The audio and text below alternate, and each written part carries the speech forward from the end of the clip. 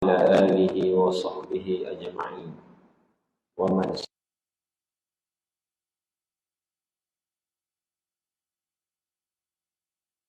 استنى بسنته إلى يوم الدين أما بعد. Alhamdulillah, kita kepada Allah Subhanahu wa Ta'ala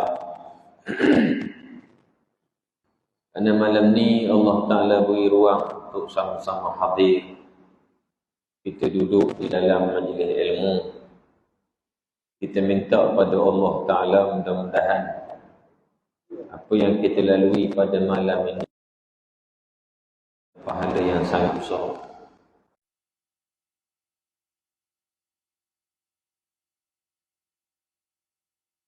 Mudah-mudahan Allah menerima semua amalan kita, insya-Allah. Amin ya rabbal alamin. Kerana kita tahu kita semua ni hamba Allah Ta'ala yang penuh dengan dosa-dosa yang banyak. Bila kita tahu kita hamba Allah yang berdosa, maka sudah menjadi tanggungjawab orang yang berdosa ini, iaitulah untuk balik kembali bertaubat kepada Allah Azza wa Jalla. Taubat dengan taubat nasuha, taubat yang bersungguh-sungguh. Kerana itulah hakikat kejadian manusia ini, dia memang akan buat silap. Kita ni tak tahu matinya bila.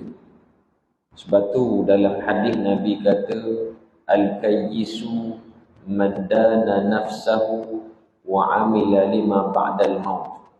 Orang yang cerdik, orang yang bijak ialah orang yang selalu melihat akan kekurangan yang ada pada diri, dan juga dia cuba untuk beramal dengan kehidupan sesudah daripada ia mati. Sebab tu orang yang cerdik ni, dia selalu dia tengok kurang dia. Dia tak tengok kurang orang. Kita banyak tengok kurang orang. Tengok dekat Facebook, tengok dekat TV, tengok semua kekurangan yang ada pada orang, kita kata ke orang. Hakikatnya diri sendiri penuh dengan dosa dan keaiban.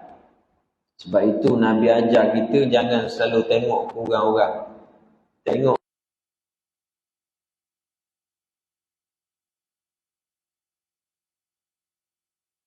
kita ni semua orang wajib mati dalam Al-Quran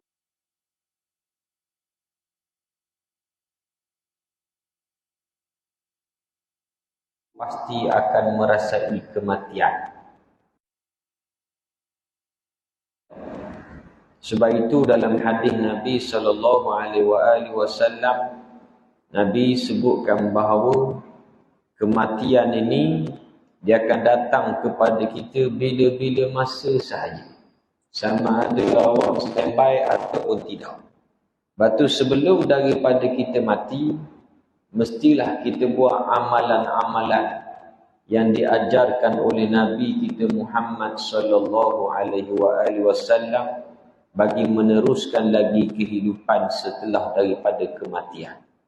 Sebab hidup atas dunia ni dia tidak lama, tuan-tuan. Dia tak lama. Yang kekal, yang lama itu pada hari kiamat. Kerana kiamat ni dia tidak ada kesudahan.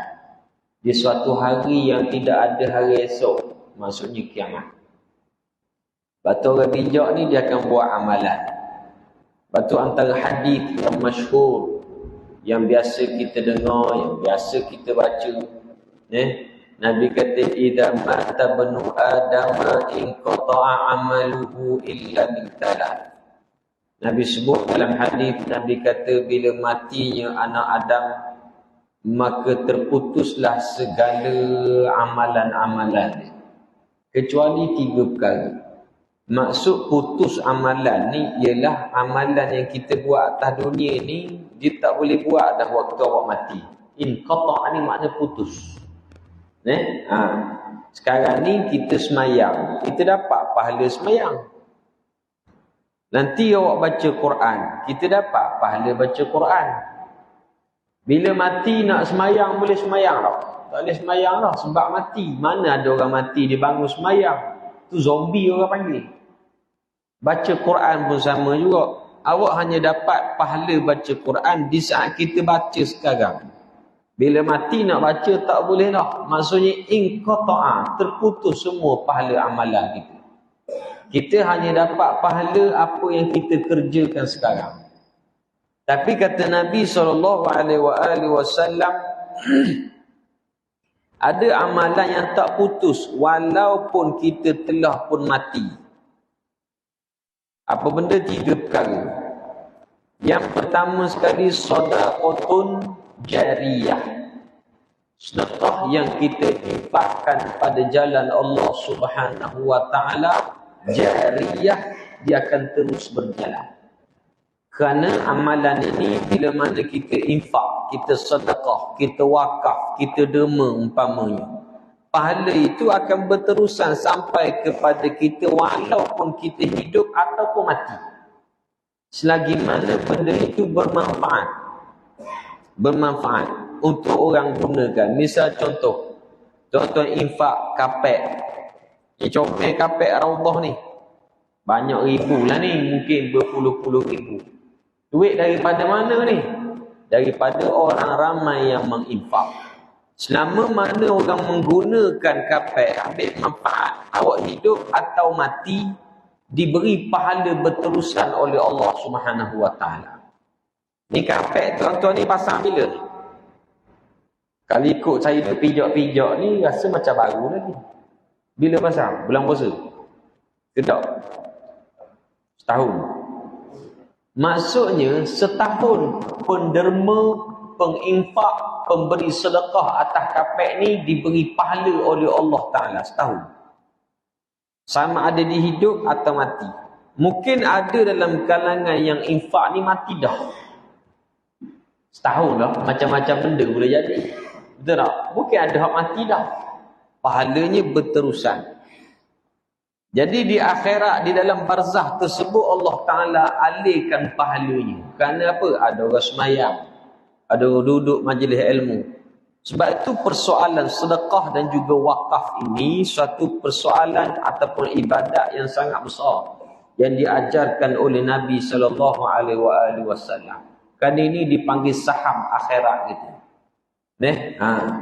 Ada juga orang yang berwakaf. Batu dalam Quran Allah kata wa anfiqu mimma razaqnakum min qabli an ya'tiya ahadakumul maut.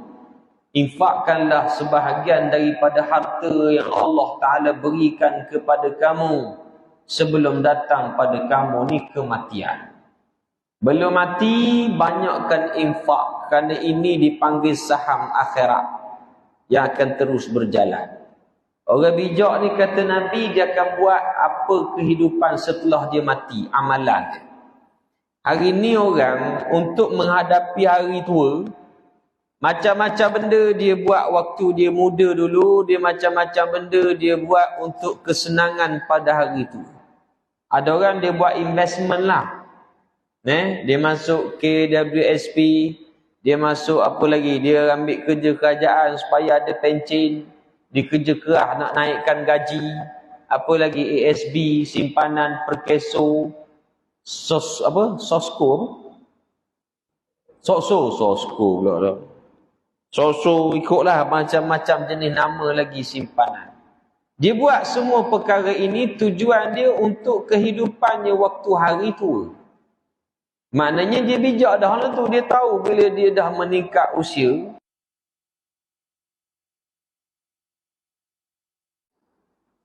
itu bijak juga, tapi bijak bahagian dunia. Hak Nabi kata orang yang bijak ni, yang sebenar-benar bijak, cerdik, pandai, iaitulah dia buat investment untuk kehidupan dia nak pergi ke mati. Sebab mati ni, lepas mati, akhirat nanti, hari yang panjang. Dia perlu kepada bekalan yang sangat banyak. Sebab itu, kaya macam mana pun seseorang waktu dia hidup atas dunia ni, dia kaya macam mana sekalipun, bangkit akhirat semua akan jadi miskin, papa kedana semua sekali. Sebab harta benda yang ada di dunia ini, dia tak laku langsung di akhirat. Contoh, ada orang ni jutawan, duit juta-juta dalam bank. Pergi akhirat, dia akan jadi miskin, papa kedana semua sama berlaku. Sebab apa? Sebab harta dia ini tak diguna pakai di akhirat. Duit yang dia ada tu tak laku langsung dekat akhirat. Jangan kata akhirat, tuan-tuan. Duit kita ni kalau pergi negeri lain ataupun negara lain pun tak laku dah. Sebab setiap negara dia ada currency masing-masing. Macam Amerika Syarikat dia pakai US dollar. Kalau awak pergi di United Kingdom dia pakai pound sterling. Awak pergi ke Thailand dia pakai baht. Awak pergi ke Jordan dia pakai dinar. Awak pergi ke Oman dia pakai dirham. Awak pergi ke Saudi dia pakai rial. Dan setiap negara ini dia mempunyai currency masing-masing. Awak bawa duit ringgit pergi negara orang nak buat beli apa-apa pun tak laku. Sebab currency yang tidak sama. Betul ke tak? Nak bagi duit itu laku, awak kena tukar dulu. Exchange. Pergilah ke money changer, tukar duit, baru laku duit tersebut. Demikianlah akhirat besok. Duit yang ada pada kita ni tak laku kerana negeri akhirat dia tak pakai USD. Bangkit hari kiamat dia tak pakai ringgit, tak pakai rial, tak pakai pound sterling. Di akhirat menggunakan pahala amalan sebagai currency yang ada yang kita nak hidup. Batu atas dunia ni awak kena tukar siap-siap. Harta benda yang ada, aset yang ada, ringgit yang ada kepada bentuk pahala. Dan itulah yang namanya tabung-tabung surau, tabung masjid, tabung tahfiz, tabung madrasah. Awak letak duit, ditukarkan dalam bentuk pahala. Currency pahala yang kita akan guna pada hari kiamat. Batu atas dunia ni tak boleh sombong sangat kalau kaya, kerana itu bukan penentu masuk syurga Allah. Kalau nak masuk syurga dengan sebab kaya, Fir'aun lama dah masuk syurganya. Qarun, Haman, orang ni, figure-figure inilah yang masuk syurga lebih awal kerana dia paling kaya.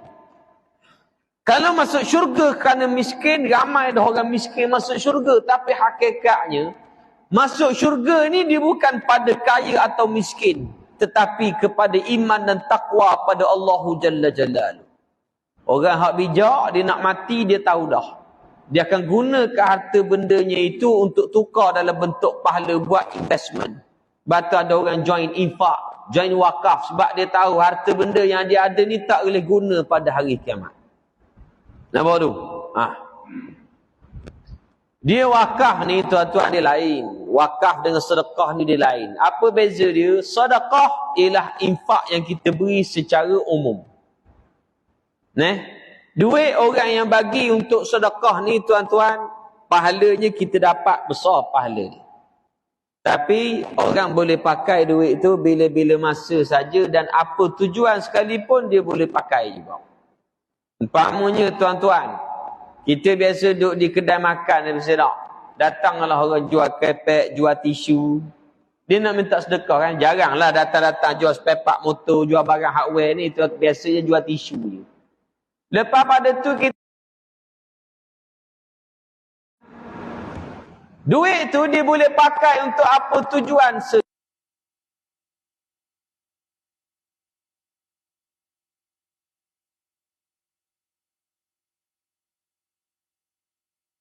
baik.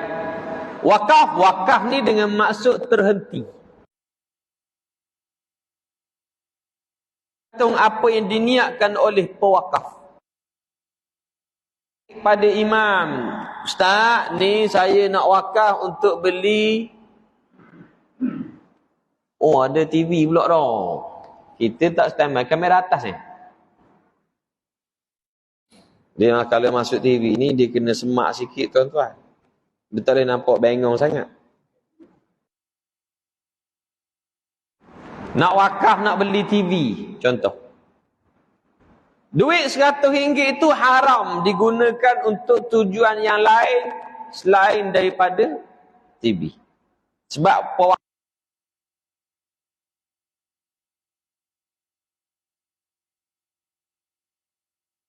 masjid surau, pahala dia dapat tak? Dapat bila mana beri manfaat untuk orang. Maksudnya, selagi mana benda tu bermanfaat untuk orang ramai, dia dapat pahala meskipun dia hidup ataupun mati. Contohlah, TV ni awak pakai selama mana? 10 tahun pakai. Jadi dia mati 10 tahun dah. Pahala tu mengalir pada pewakaf. 10 tahun mengalir. Lepas daripada tu pula, TV ni rusak dah. Kena panah peti contoh. Dah handsome sangat ustaz pun. Peti panah peti. Rosak TV. Contoh. Maka habis dah TV ni, beli TV baru, TV ni buang. Maka pahalanya terhenti setakat itu saja. Batu orang wakaf ni dia kena bijak. Biasa orang wakaf ni dua benda. Yang pertama benda kekal yang tak rusak. Macam tanah. Wakaf tanah nak buat surau, nak buat pondok contoh. Ataupun benda kekal lah. Tanah, tiang, piling. Benda yang tak rusak macam tiang. Tiang ni orang tak tukar 3 hari sekali. Dah dipasak situlah.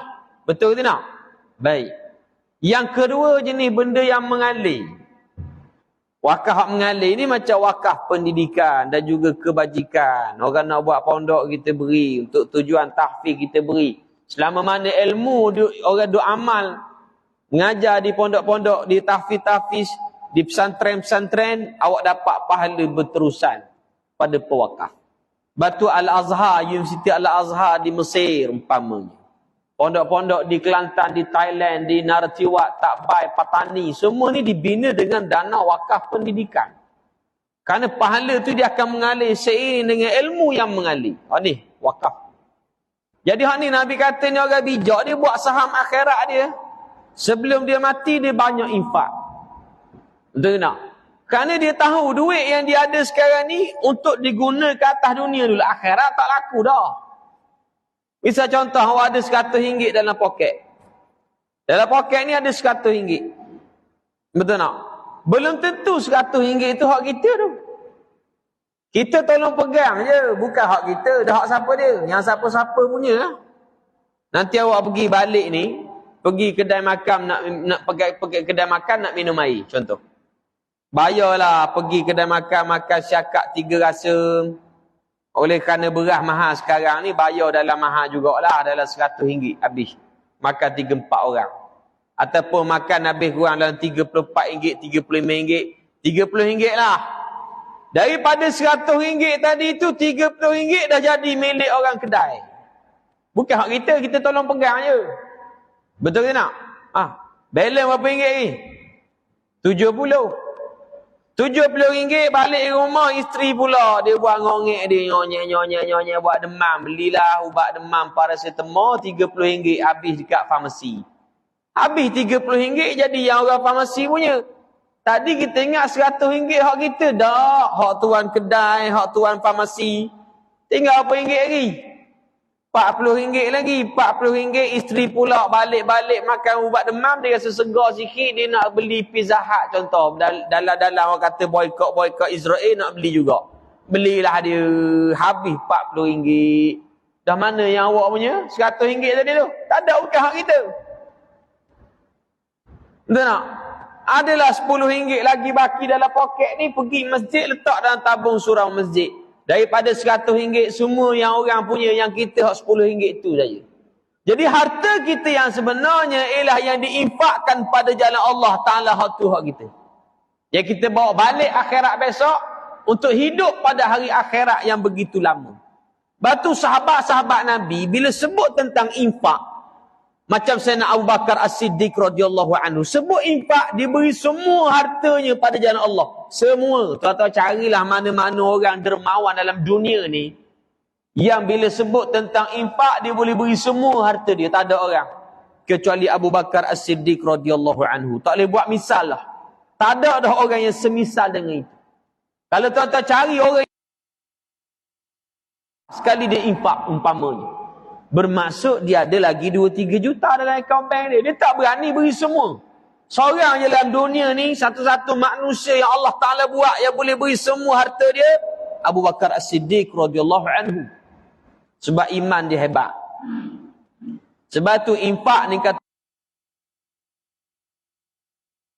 kalau jenis ada orang bila sebut tentang infak, dia selalu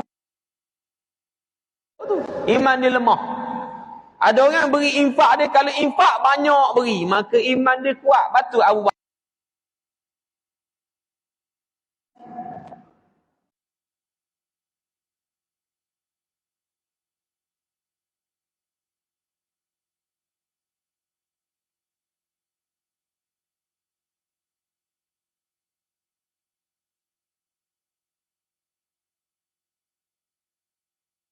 Yang iman dia lemah. Gaji ribu-ribu sebulan, tak infak beri RM1. Dia bergantung pada iman.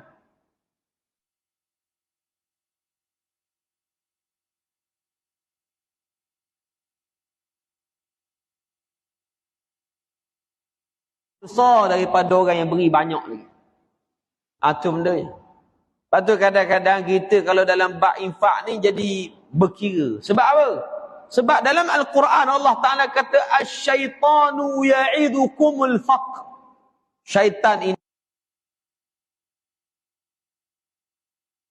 dan dada-dada manusia akan kemiskinan. Nampak tu? Lepas tu kalau tuan-tuan dalam bab infak nampak tabung ataupun tabung lalu depan kita, biasanya kita akan jadi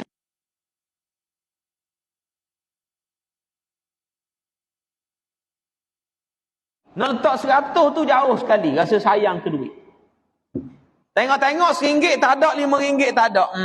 Tak apalah tak sedekah. Sebab apa? Tak ada duit kecil. Dia ingat masjid tak terima duit besar ke apa?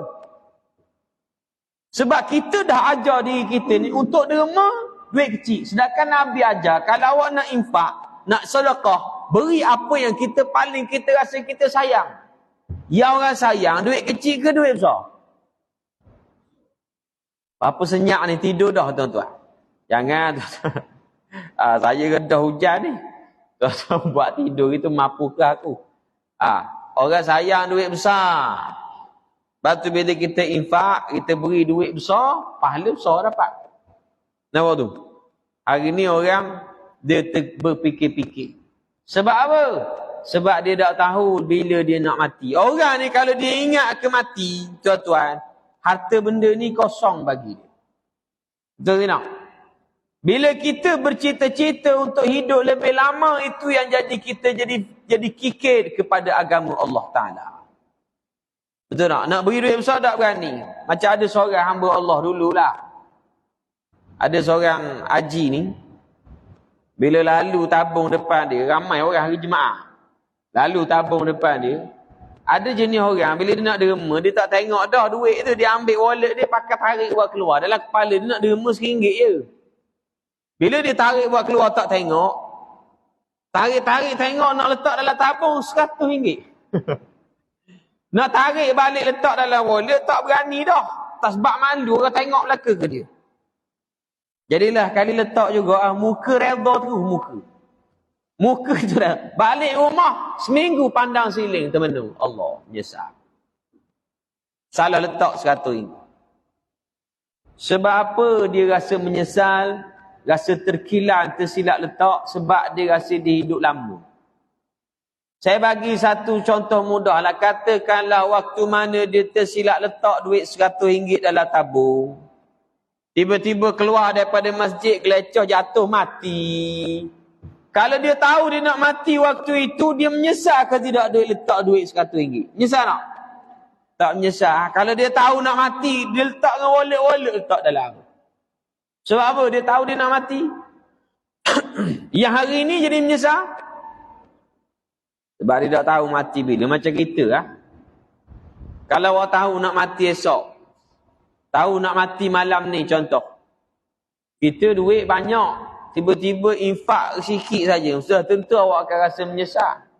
Orang mati, dia dah fikir harta benda dia dah. Dia fikir nyawa dia, dia fikir masa depan untuk akhirat. Rumah banjir ataupun rumah terbakar. Dalam rumah ada emas, ada banyak aset awak.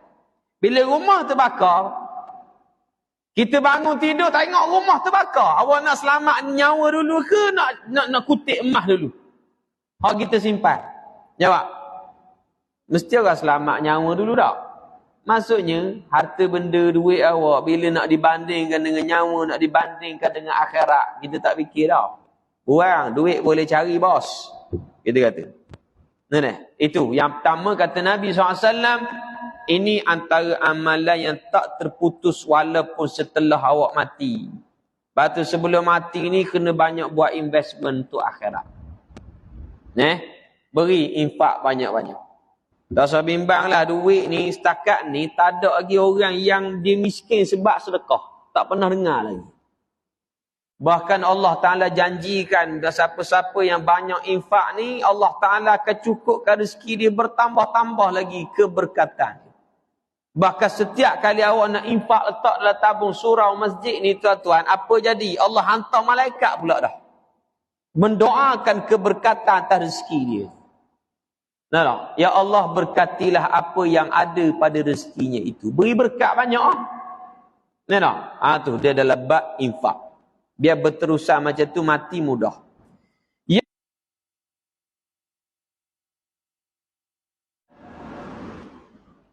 Antara benda yang tak terputus amalan, iaitulah ilmu yang bermanfaat yang kita ajarkan pada orang. Tuan-tuan, ilmu yang bermanfaat ni penting dah. Kerana dia bahagian hak mengalir. Ni saya kata benda hak mengalir. Awak ajar satu ilmu yang beri manfaat untuk orang. Contohnya dia seorang engineer. Awak ajar anak buah awak tentang engineering kejuruteraan. Orang guna ilmu tu buat cari makan elok. Selama mana ilmu tu beri manfaat untuk orang, awak dapat pahala. Walaupun mati dah.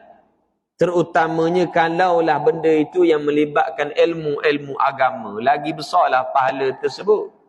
Nah, lepas tu saya kata, yang kerja jadi cikgu ni,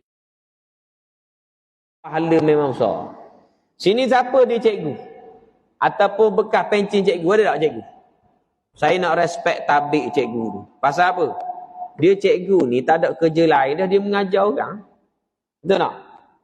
Tuan-tuan ingat lahirnya alim ulama, lahirnya tok-tok guru, baba-baba, maulana, kiai-kiai yang hebat ini, asasnya daripada ajaran dan didikan seorang guru. Ulama besar macam mana pun awak tak akan reti.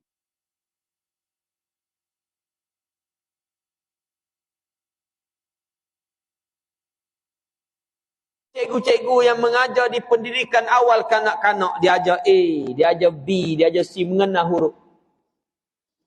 Dan sampai mati sepanjang hayat orang tu beramal dengan ilmu dia. Boleh membaca, pandai mengeja, hasil daripada didikan cikgu tu. Maka pahalanya di berterusan Allah Ta'ala bagi kepada sang pendidik. Jangan main. Batu kita kalau ada ilmu, ajar orang. Ajar. Ajar siapa ustaz? Sekurang-kurangnya ajar ahli keluarga masing-masing. Batu ulama' pesan.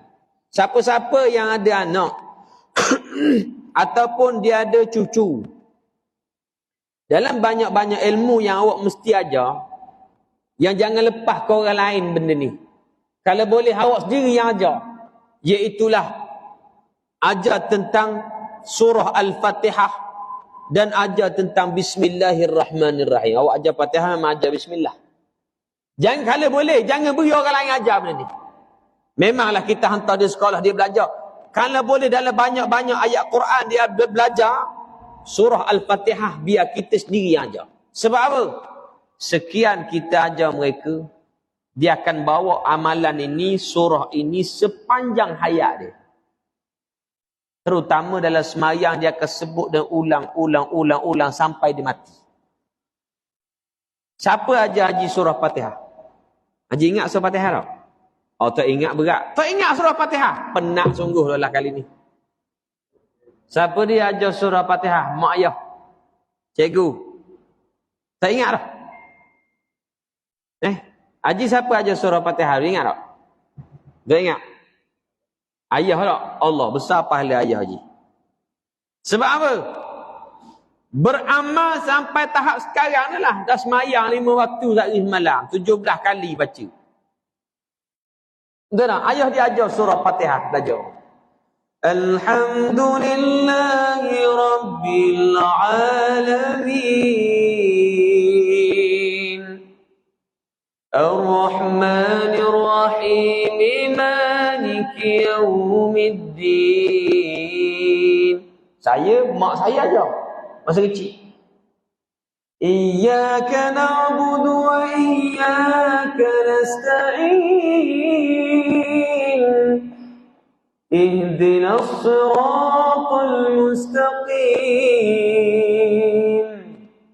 Siratal ladzina an'amta 'alaihim ghairil maghdubi 'alaihim waladdallin.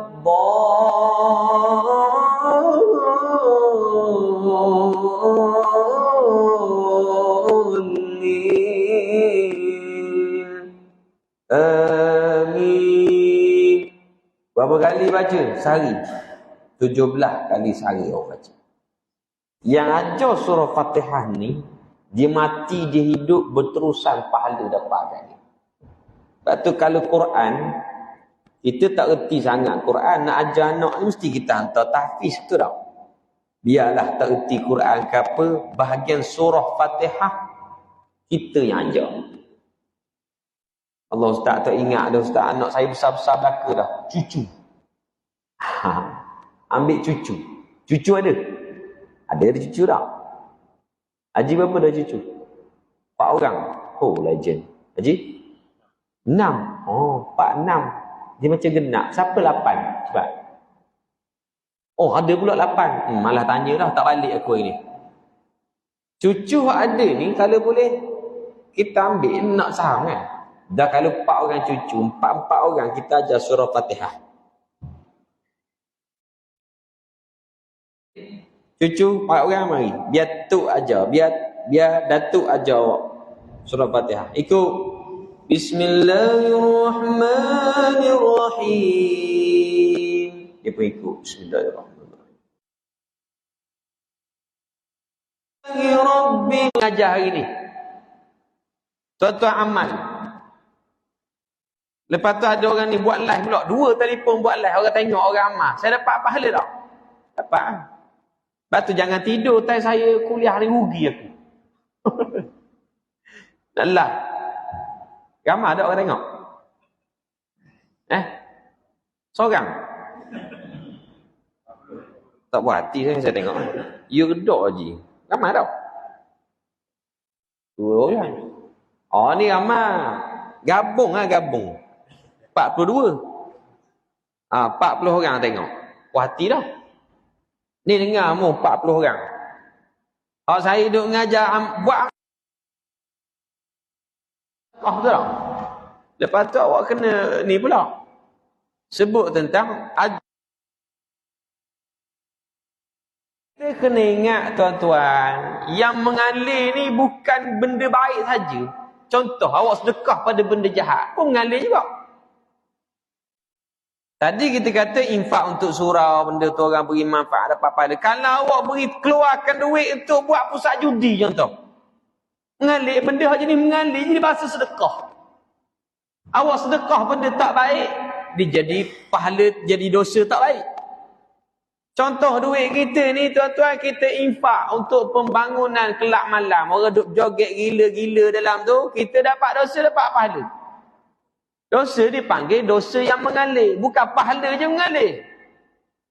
Lepas tu duit ni kena salurkan di tempat yang betul. Betul tak? Awak beri pusat judi contohnya, orang duduk judi hari-hari, dosa mengalir situ. Awak beli pakaian yang tak elok untuk anak isteri pakai, guna duit kita, dia selama dia pakai, awak dapat dosa tak? Dapat dosa kerana mengalir benda tu. Sama juga macam ilmu, awak mengajar ilmu tak betul ke anak-anak. Ni ramai orang tua-tua dulu, dia beri ilmu tak betul. Beri ilmu khurafat. Dia kata ingat sikit, kalau kucing hitam langkah mayat, lalu jadi hidup semula mayat tu. Siapa dia ajar awak?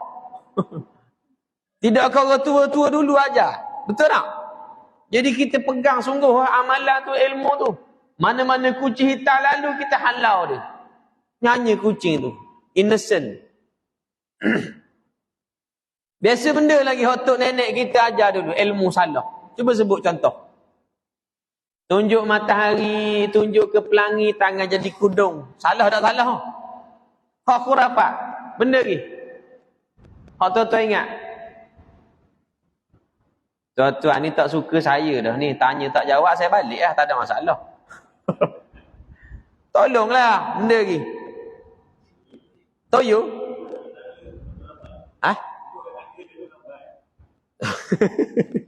Hak ni first time aku dengar. Duduk kat tangga jodoh lambai. Nikah lagi. Nikah dah. Duduk tangga kot dulu. Duduk kat tangga jodoh lambai. Ada ngaruk belaka. Apa benda je? Nak sebut apa? Tak ingat dah. Benda ke amalan khurafat. Ni, anak cucu cici awak pegang benda ni. Sebab bila kita dapat ilmu daripada Rasul dulu, kita sampaikan pada anak-anak. Anak kita dapat, cucu kita tak. Dia ajar anak kita pula. Oh, dulu atuk kau ajar, atuk kau cakap dulu, kalau bla bla bla bla, jadi kini. Tak ke ilmu salah kau. Azan. Sila. Beri laluan untuk azan. Tak bila. Oh, semak sangat pun. Sila. Kita beri laluan untuk azan.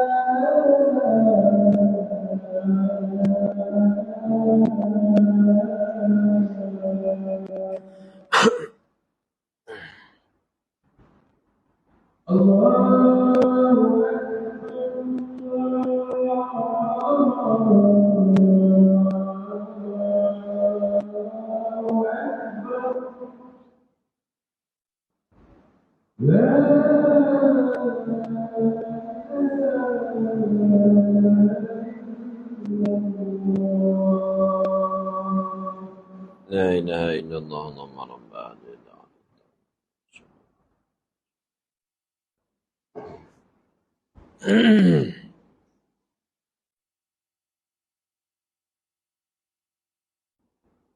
Jadi termasuklah juga ilmu-ilmu yang tidak betul yang kita ajarkan pada orang. Lepas tu ajar ilmu yang baik lah. Ajar Quran, ajar semayang, ajar benda-benda yang beri manfaat untuk orang. Yang ketiga kata Nabi SAW, kita sini berhenti pukul apa? Isyak tu berhenti ke apa? Biasa. 10 minit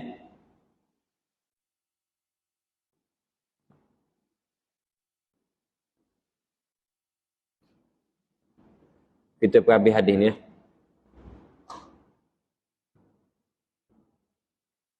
Hujan lagi kat luar. Baik. Yang ketiga kata Nabi SAW, waladun salihu yad'ulah. Doa anak yang soleh yang mendoakan untuk kedua orang tua dia. Hak ni tak putus amalan ni. Ingat tu. Batu anak ni tuan-tuan ialah amanah Allah Ta'ala kepada kita. Dia gini, kalau kita ada anak dan kita tak didik dia daripada awal dengan Islam, bagaimana mungkin dia akan beri manfaat untuk kita ni bagi kehidupan setelah daripada kita mati. Kadang-kadang saya duk tengok tuan-tuan, orang tak ambil berat tentang pendidikan anak ni, dia tak ambil berat. Bagi dia, biarlah anak dia ni pandai, kerja sedap, bagus sungguh, bagi duit banyak, itu yang paling utama. Soal erti agama, tak erti agama, tu nombor 2. Sebab tu kalau tengok sekarang ini, betapa ramainya orang bila dia kahwin, dia fikir nikah kahwin ni ialah hanya tentang nak beri anak bini dia makan bagi kenyang, jangan lapar. Tak betul.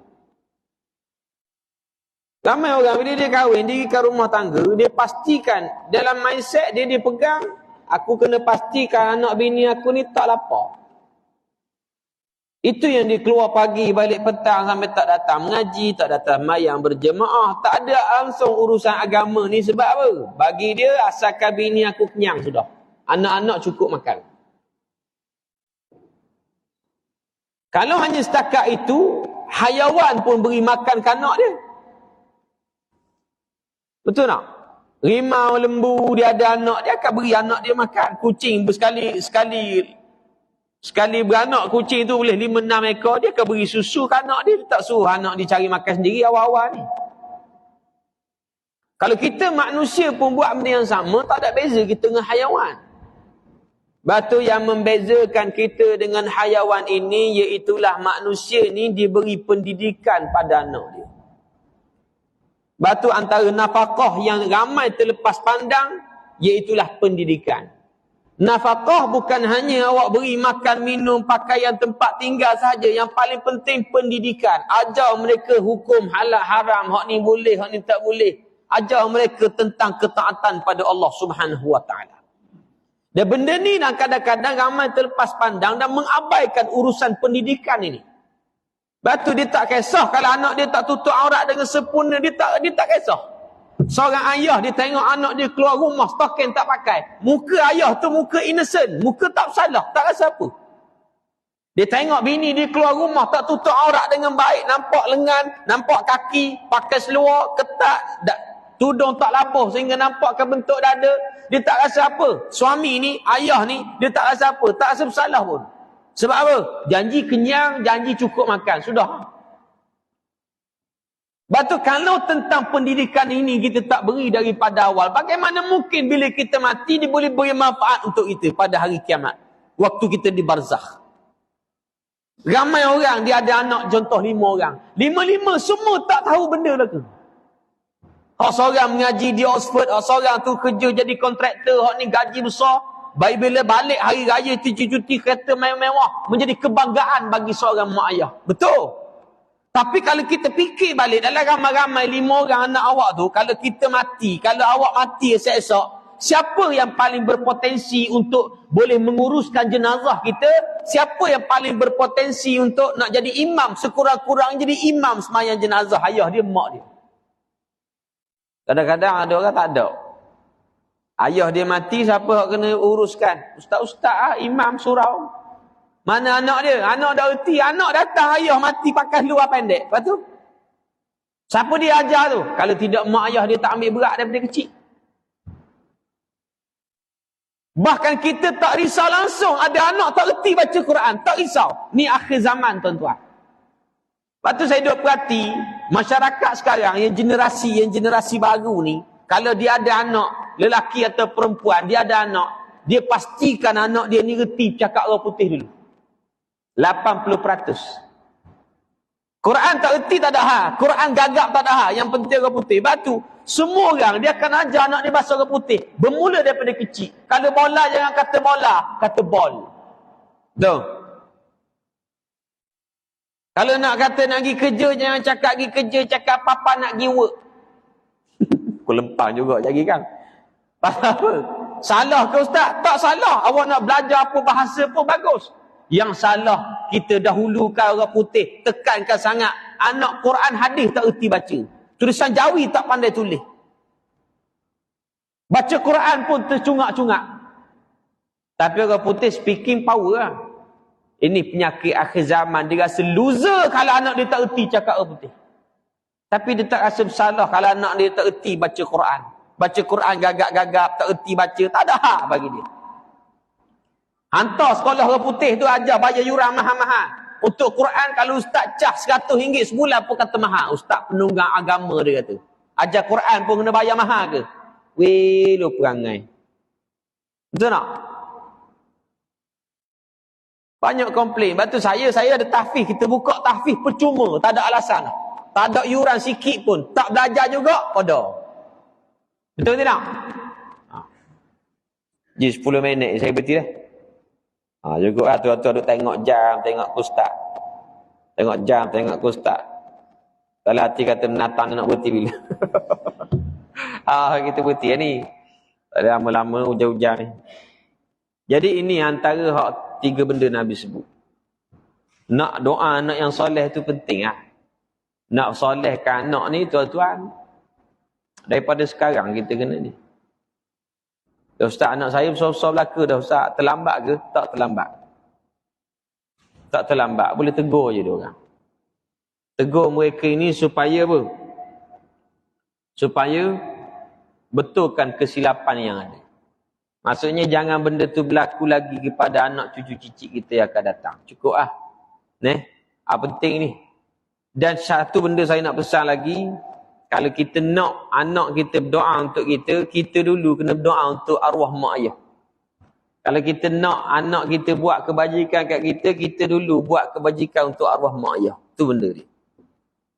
Sebab benda ni, dunia ni dia macam roda berputar. Kita kadang-kadang lupa. Mungkin faktor masa dan usia. Bila masa dah berlalu, kita pun ada keluarga sendiri, ada cucu, ada menantu sendiri. Mak ayah kita pun mati puluhan tahun lampau pun kita tak ingat dah. Lupa nak berdoa. Tiap-tiap kali lepas mayang, awak jangan tinggal doa. Allahumma ghfirli wali walidayya warhamhuma kama rabbayani saghira. Ustaz tak ertilah doa aku Melayu lah. Awak orang Jawa, doa aku Jawa. Tadi suka cakap orang putih kan? Doa aku orang putih. Oh God. Saya tak pandang orang putih. Tuan-tuan nak doa lah Allah reti semua bahasa dalam dunia. Boleh faham tu? Ada soalan nak tanya sebelum saya berhenti? Saya tak boleh sambung dah tuan-tuan. Pasal lewat dah. Lagi satu saya kebetulan ganti. Kepala ni sepatutnya siapa? Ustaz Nazri. Bapak dia ada urusan. Ustaz Nazri ada urusan. Dia ada urusan lah maksudnya. Dia pun telefon saya petang tadi cakap minta ganti ada urusan. Jadi saya tak boleh panjang-panjang dia ganti ni.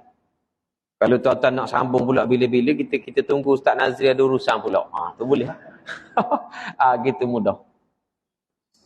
Wallah, tak ada soalan Tak ada. Bagus kau semenyih ni mudah pandai.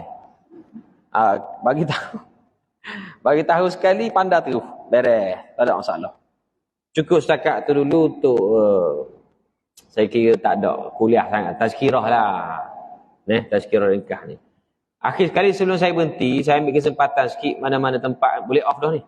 Mana-mana tempat pun saya pergi